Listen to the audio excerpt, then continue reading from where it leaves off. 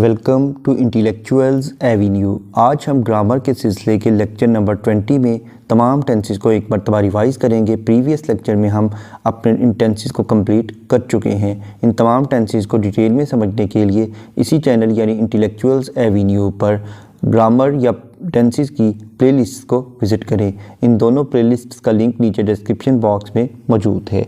अब हम आते हैं अपने आज के लेक्चर की जानिब। टेंस का मतलब है ज़माना और टेंसेस का मतलब है ज़माने। टेंसेस बुनियादी तौर पर तीन होते हैं, यानी प्रेजेंट टेंस, पास्ट टेंस और फ्यूचर टेंस। प्रेजेंट टेंस का मतलब है फ़िलहाल। इन तीनों टेंसेस की आगे चार ब्रांचेस हैं, यानी इंडेफिनिट, कंटिन्यूस, परफेक्ट और परफेक्ट कंटिन्यूस टेंसेस। अब हम सबसे पहले प्रेजेंट की फ़र्स्ट ब्रांच यानी प्रेजेंट इंडेफिनिट टेंस को डिस्कस करते हैं। इसका उर्दू में मतलब है फ़िलहाल मुतलक, और इसकी उर्दू में पहचान ये है कि उर्दू फ़िक्रात के आखिर पर ता है, ती है, ते हैं वगैरह जैसे अल्फाज आते हैं। अगर हम इसके यूज़ेस की जानिब आएँ तो सबसे पहले ये टेंस अपनी रूटीन बयान करने के लिए इस्तेमाल होता है, अपनी हैबिट यानी आदत बयान करने के लिए, अपनी लाइकिंग्स और डिसलाइकिंग्स यानी अपनी पसंद और नापसंद बयान करने के लिए, उसके अलावा रिलीजियस ऑब्लिगेशंस यानी मजहबी फ़राइज़ को बयान करने के लिए इस्तेमाल होता है। इसके अलावा ये टेंस कस्टम्स और ट्रेडिशंस यानी जो हमारे रसूम और रिवाज हैं उन्हें बयान करने के लिए इस्तेमाल होता है। इसके अलावा यूनिवर्सल ट्रूथ यानी कायनाती हक़ाइक़ यानी वो सच्चाइयाँ जो कि हर कोई तस्लीम करता हो उन्हें बयान करने के लिए इस्तेमाल होता है। कोटेशंस यानी अगर हमने किसी शख्सियत के बयान का जिक्र करना हो तो उसके लिए इस्तेमाल होता है। साइंटिफिक स्टेटमेंट यानी साइंसी दलाइल देने के लिए, और अपनी स्किल्स और एबिलिटीज़ वगैरह जो हैं, हमारी जो सलाहियतें हैं उन्हें बयान करने के लिए इस्तेमाल होता है। अब हम आते हैं इसके पॉजिटिव यानी मुस्बत फ़िक्रात की जानिब। सबसे पहले सब्जेक्ट को ट्रांसलेट किया जाता है। सब्जेक्ट का मतलब है काम करने वाला यानी फ़ाइल। उसके बाद first form of verb use करते हैं और एंड पर ऑब्जेक्ट आता है। ऑब्जेक्ट का मतलब है जिस पर काम किया रहे, जैसा कि हम पानी पीते हैं, वी ड्रिंक वाटर। सबसे पहले सब्जेक्ट है हम यानी वी, उसके बाद वर्ब है पीना यानी ड्रिंक, और एंड पर ऑब्जेक्ट आएगा यानी पानी, तो इसे इंग्लिश में कहते हैं वाटर। हम पानी पीते हैं, वी ड्रिंक वाटर। लेकिन एक बात को याद रखें कि अगर सब्जेक्ट यानी फ़ाइल के तौर पर यानी फ़िक्रे के शुरू में थर्ड पर्सन सिंगुलर आ जाए यानी ही, शी या इट आ जाए तो वर्ब की फ़र्स्ट फॉर्म के साथ एस या ई एस का इजाफ़ा किया जाता है। अब हम आते हैं इसके नेगेटिव सेंटेंसेस की जानिब। इसमें सब्जेक्ट के फ़ौरन बाद डू या डज़ इस्तेमाल होता है, उसके बाद नॉट, उसके बाद फर्स्ट फॉर्म ऑफ वर्ब और एंड पर ऑब्जेक्ट इस्तेमाल होता है। अब हम आते हैं कि डू कहाँ इस्तेमाल करते हैं और डज़ कहाँ इस्तेमाल करते हैं। तमाम सब्जेक्ट्स के साथ डू आएगा, लेकिन अगर थर्ड पर्सन सिंगुलर आ जाए यानी ही, शी, इट आ जाए तो डू की बजाय डज़ नॉट इस्तेमाल करेंगे। अब हम आते हैं इसकी ट्रांसलेशन की तरफ। मैं गाना नहीं गाता, I do not sing a song. उसके बाद है वो फ़ीस अदा नहीं करता। अब वो यानी एक लड़के का जिक्र है, यानी यहाँ पर ही आएगा तो ही के साथ डज़ आएगा, ही डज़ नॉट पे द फ़ी। इसके बाद हम देखते हैं इसके इंट्रोगेटिव सेंटेंसेस यानी सवालिया फ़िक्रात। तो इसमें डू और डज़ फ़िक्रे के शुरू में आ जाएगा, उसके बाद सब्जेक्ट, उसके बाद फर्स्ट फॉर्म ऑफ वर्ब, उसके बाद ऑब्जेक्ट और एंड पे सवालिया निशान यानी साइन ऑफ इंटरोगेशन आएगा, जैसा कि क्या आप हॉकी खेलते हैं, डू यू प्ले हॉकी। उसके बाद सेकंड टेंस है प्रेजेंट कंटिन्यूस टेंस यानी फ़ेल हाल जारी। इसकी उर्दू में ये पहचान है कि उर्दू फ़िक्रात के आखिर पर रहा है, रही है, रहे हैं वगैरह जैसे अल्फाज आते हैं। इसका इस्तेमाल ये है कि ये ऐसे कामों के लिए इस्तेमाल किया जाता है जो कि हम मौजूदा ज़माने में कर रहे होते हैं। उसके बाद अगर हम इसके पॉजिटिव सेंटेंसेस को देखें तो इसको ट्रांसलेशन करने का ये तरीका है कि सबसे पहले सब्जेक्ट आएगा, उसके बाद इज़ एम आर आएगा, उसके बाद आई एन जी वाली फॉर्म और एंड पर ऑब्जेक्ट इस्तेमाल होता है। अगर हम इज़ एम आर के इस्तेमाल को देखें तो आई के साथ एम यूज़ होगा, ही, शी, इट या सिंगुलर नाउन के साथ इज़ इस्तेमाल होगा, और इसके बाद वी, यू और दे, और इसके अलावा तमाम प्लूरल नाउन्स के साथ यानी जमा नाउन के साथ हमेशा आर इस्तेमाल होगा, जैसा कि मैं जा रहा हूँ, आई एम गोइंग। उसके बाद अगर हम इसके नेगेटिव सेंटेंसेस को देखें तो इज़ एम आर के फ़ौरन बाद नॉट आ जाएगा, जैसा कि वो नहीं हंस रही, शी इज़ नॉट लाफिंग। उसके बाद इंट्रोगेटिव सेंटेंसेस में इज़ एम आर फ़िक्रे के शुरू में चला जाएगा, जैसा कि क्या माली या बागबान फूल तोड़ रहा है, is the gardener plucking the flowers. उसके बाद तीसरा टेंस है प्रेजेंट परफेक्ट टेंस यानी फ़ेल हाल मुकम्मल। इसकी उर्दू में पहचान ये है कि उर्दू फ़िक्रात के आखिर पर चुका है, चुकी है, चुके हैं वगैरह जैसे अल्फाज आते हैं। और ये ऐसे कामों के लिए इस्तेमाल होता है जो कि अभी अभी हमने हाल ही में मुकम्मल किए हैं। इसको ट्रांसलेशन करने का तरीका ये है कि सबसे पहले सब्जेक्ट, उसके बाद हैव या हैज़ इस्तेमाल होगा, उसके बाद पास्ट पार्टिसिपल फॉर्म यानी थर्ड फॉर्म आएगी, उसके बाद ऑब्जेक्ट यानी मफूल होगा। अब हम आते हैं हैव और हैज़ में डिफरेंस की जानिब। आई, वी, यू और दे के साथ हैव इस्तेमाल होगा, जबकि ही, शी, इट के साथ हैज़ इस्तेमाल होगा। और इसके अलावा सिंगुलर नाउन के साथ हैज़ और प्लूरल नाउन के साथ हैव इस्तेमाल होगा। जैसा कि मैंने खाना खा लिया है या मैं खाना खा चुका हूँ, आई हैव ईटन फूड। उसके बाद है इसके नेगेटिव सेंटेंसेस। नेगेटिव सेंटेंसेस में हैव हैज़ के फ़ौरन बाद नॉट इस्तेमाल होगा। जैसा कि मुर्गी ने अंडा नहीं दिया, the hen has not laid an egg. उसके बाद है इसके इंट्रोगेटिव सेंटेंसेस यानी सवालिया फ़िक्रात। इसमें हैव हैज़ फ़िक्रे के शुरू में चला जाता है और एंड पर सवालिया निशान आ जाता है। जैसा कि क्या उसने नया लैपटॉप ख़रीदा है, हैज़ ही या has she bought a new laptop. उसके बाद नेक्स्ट है प्रेजेंट परफेक्ट कंटिन्यूस टेंस। इसका मतलब है फ़ेल हाल मुकम्मल जारी। इसकी उर्दू में पहचान ये है कि उर्दू फ़िक्रात के आखिर पर रहा है, रही है, रहे हैं वगैरह जैसे अल्फाज आते हैं।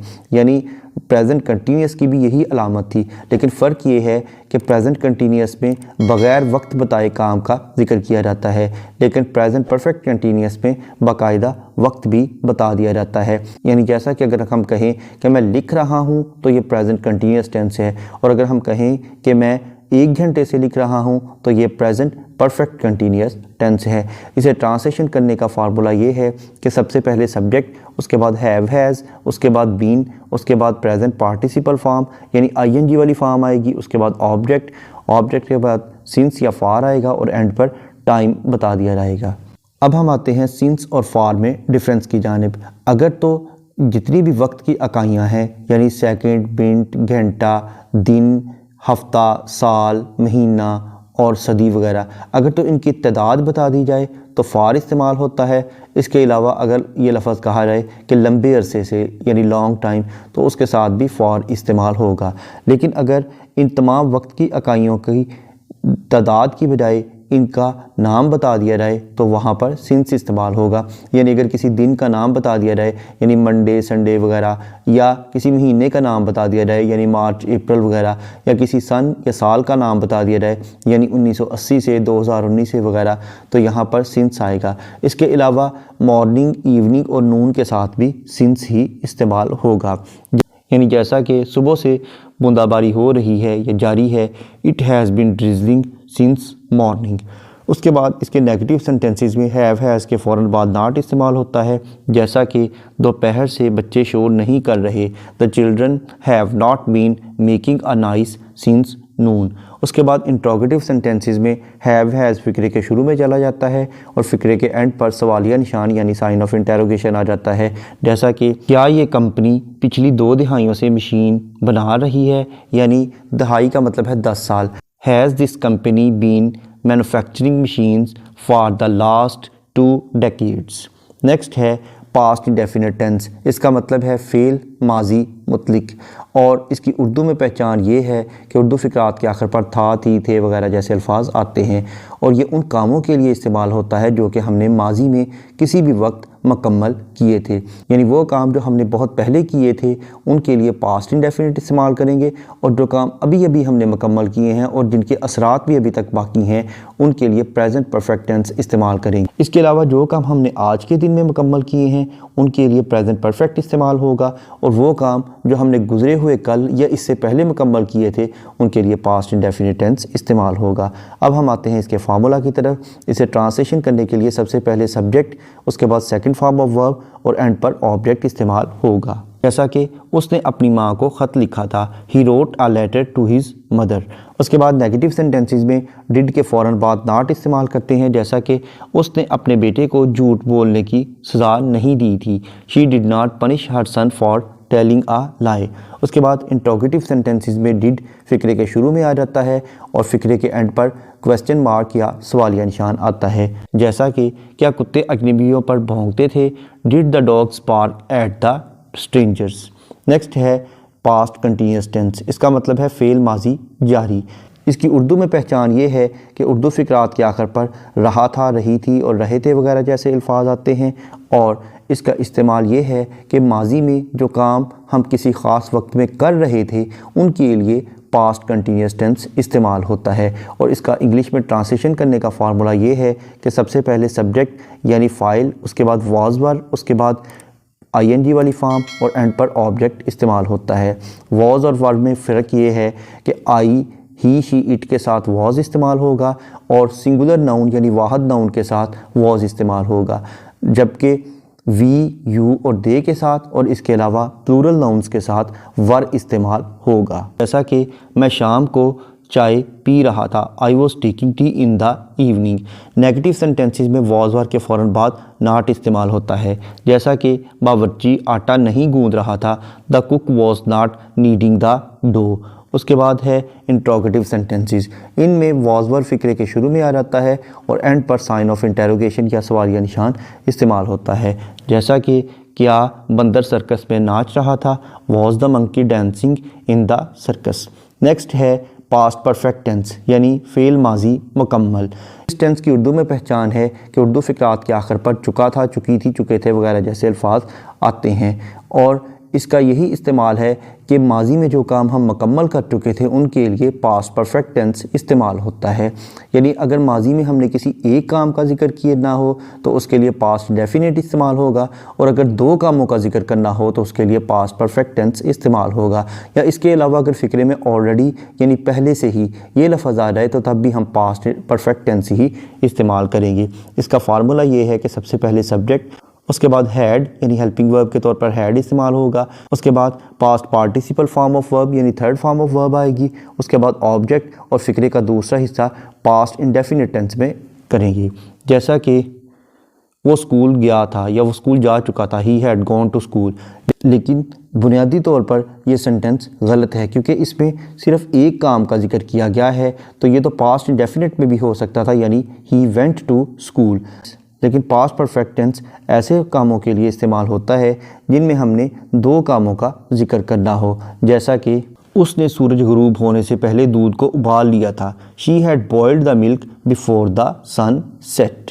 नेक्स्ट है इसके नेगेटिव सेंटेंसेस, इनमें हैड के फ़ौरन बाद नॉट इस्तेमाल करते हैं, जैसा कि चोर के भागने से पहले पुलिस ने घर को घेरे में नहीं लिया था, the police had not surrounded the house before the thief ran. उसके बाद इंट्रोगेटिव सेंटेंसेस में हैड फ़िक्रे के शुरू में आ जाता है, यानी क्या वो पहले से ही फल ख़रीद चुका था, had he already bought fruit. Next है पास्ट परफेक्ट कंटिन्यूस टेंस यानी फ़ेल माजी मुकम्मल जारी। इसकी उर्दू में पहचान ये है कि उर्दू फ़िक़रात के आखिर पर रहा था, रही थी, रहे थे वगैरह जैसे अल्फाज आते हैं।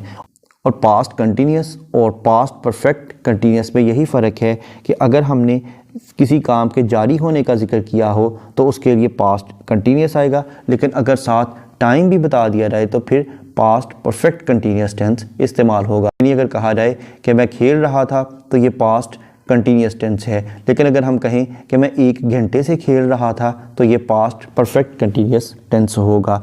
इसका फार्मूला ये है कि सबसे पहले सब्जेक्ट, उसके बाद हैड बीन, उसके बाद ING वाली फॉर्म इस्तेमाल होगी, उसके बाद ऑब्जेक्ट और उसके बाद सिंस या फॉर और एंड पर टाइम का जिक्र किया जाएगा, जैसा कि हम 40 मिनट से क्लास अटेंड कर रहे थे, we had been attending the class for 40 minutes.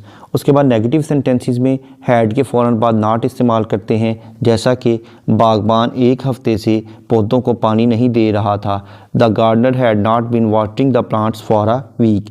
उसके बाद इंट्रोगेटिव सेंटेंसेस में हैड फ़िक्रे के शुरू में आ जाएगा, जैसा कि क्या आपका बेटा 10 दिन से अपने इम्तहानात की तैयारी कर रहा था, had your son been preparing for his exams for 10 days. Next है फ्यूचर इंडेफिनिट टेंस, इसका मतलब है फ़ेल मुस्तकबिल मुतलिक। इसकी उर्दू में पहचान ये है कि उर्दू फ़िक़रात के आखिर पर गा, गी, गे वगैरह जैसे अल्फाज आएंगे और इसे ट्रांसलेशन करने का तरीका ये है कि सबसे पहले सब्जेक्ट, उसके बाद विल शैल, उसके बाद फर्स्ट फॉर्म ऑफ वर्ब और एंड पर ऑब्जेक्ट आएगा। और अगर हम विल शेल को देखें तो IV के साथ शेल और बाकी तमाम के साथ विल इस्तेमाल होगा। जैसा कि हम स्कूल जाएंगे, we shall go to school, और नेगेटिव सेंटेंसेस में विल शेल के फ़ौरन बाद नॉट इस्तेमाल होगा। जैसा कि मज़दूर यौम मज़दूर पर काम पर नहीं जाएंगे, the labourers will not go to work on labour day. और इंट्रोगेटिव सेंटेंसेस में विल शेल फ़िक्रे के शुरू में आ जाएंगे और एंड पर सवालिया निशान आएगा। जैसा कि क्या आप मेरा ख़त पोस्ट करेंगे, will you post my letter. उसके बाद इसके एम्फेटिक सेंटेंसेस में हम विल और शैल को रिप्लेस कर देंगे। नेक्स्ट है फ्यूचर कंटिन्यूस टेंस, जिसका मतलब है फ़ेल मुस्तकबिल जारी। इसकी उर्दू में पहचान ये है कि उर्दू फ़िक्रात के आखिर पर रहा होगा, रही होगी, रहे होंगे वगैरह जैसे अल्फाज आते हैं, और ये ऐसे कामों के लिए इस्तेमाल किया जाता है जो कि हम मुस्तकबिल में कर रहे होंगे। इसे ट्रांसलेशन करने का तरीका ये है कि सब्जेक्ट, उसके बाद विल शेल, उसके बाद बी, उसके बाद प्रेजेंट पार्टिसिपल यानी ING वाली फॉर्म, और एंड पर ऑब्जेक्ट इस्तेमाल होगा। जैसा कि वो कपड़े धो रही होगी, she will be washing clothes. उसके बाद इसके नेगेटिव सेंटेंसेस में विल शेल के फ़ौरन बाद नॉट इस्तेमाल होगा।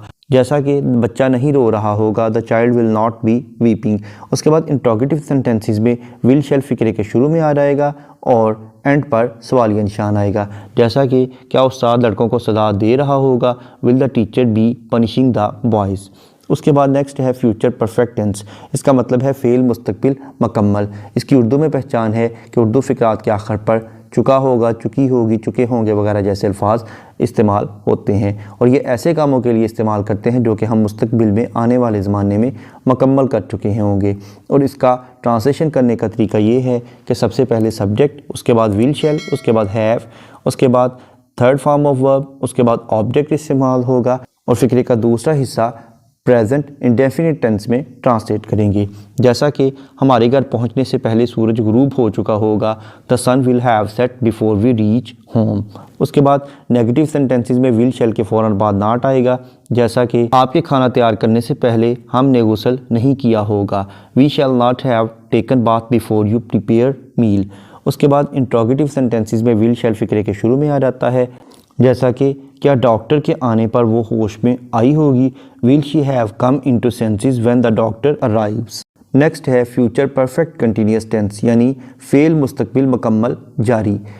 इसकी उर्दू में पहचान ये है कि उर्दू फ़िक्रात के आखिर पर रहा होगा, रही होगी और रहे होंगे वगैरह जैसे अल्फाज आते हैं, और इसमें बाकायदा टाइम का भी जिक्र किया जाता है। और इसे ट्रांसलेट करने का ये तरीका है कि सबसे पहले सब्जेक्ट, उसके बाद विल शेल, उसके बाद हैव बीन, उसके बाद ING वाली फॉर्म, उसके बाद ऑब्जेक्ट, उसके बाद सिंस और फॉर, और एंड पर टाइम बयान किया जाता है। जैसा कि परिंदे सुबह से चहचहा रहे होंगे, the birds will have been chirping since morning.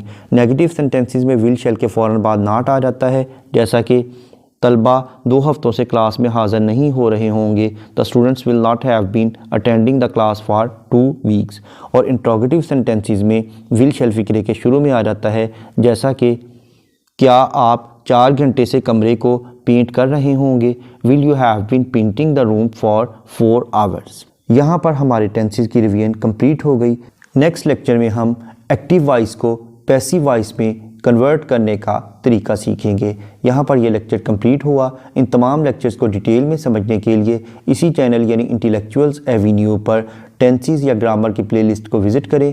और अगर आप पैसिव वॉइस को भी फॉलो करना चाहते हैं तो इसके लिए पैसिव वॉइस की प्लेलिस्ट को विज़िट करें। इन तीनों प्लेलिस्ट का लिंक नीचे डिस्क्रिप्शन बॉक्स में मौजूद है। Thank you for attending this lecture.